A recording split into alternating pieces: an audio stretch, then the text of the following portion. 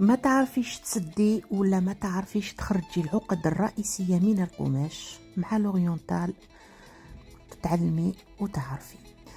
نجو هنايا عندي إبرة الصوف تاعي وعندي الخيط الفتول اللي كنت قصيته على زوج.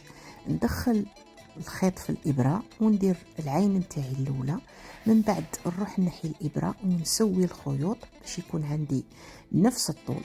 ومن بعد نروح نحكم الخيط نتاعي. راكي تشوفي هنا استعملت 3 أصابع، يعني راح نشكل عقدة على 3 أصابع باش تكون العقدة كبيرة، تجيني العقدة كبيرة، وهذه تسهل الخدمة على المبتدئات.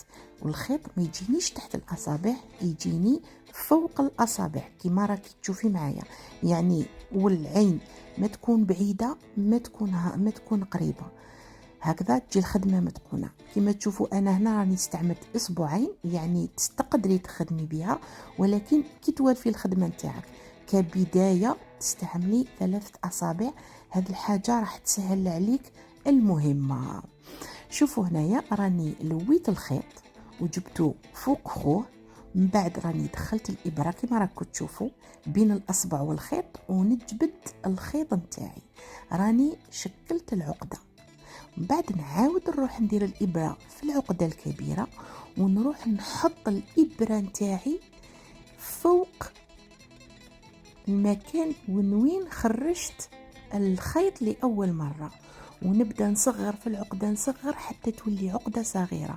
كي نتأكد أنها تصيرت باش نحي الإبرة، ما نحيش الإبرة قبل ما نزير العقدة نتاعي. كي نحي الإبرة نزيد نصير، يعني دائما نستعمل الأصابع باش نعاونوا الخدمة نتاعنا.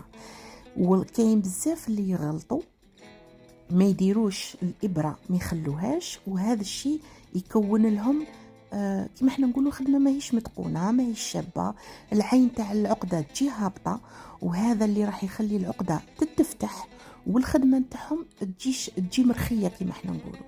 شوفوا هنا راني حنوري لكم كمثال بالنسبه للعقده اللي تجي هابطه كيفاش تبان بارابور قدام اختها.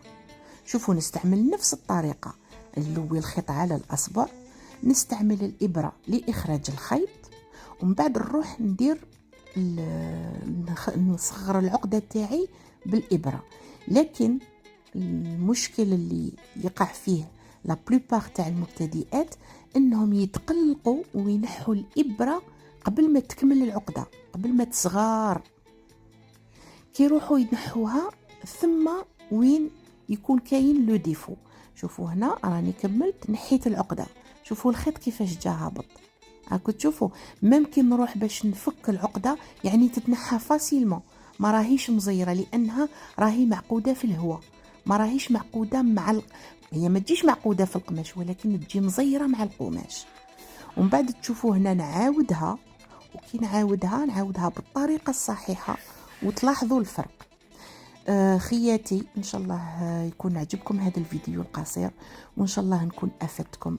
جيم ابوني والبارطاج، والسلام عليكم ورحمة الله تعالى وبركاته.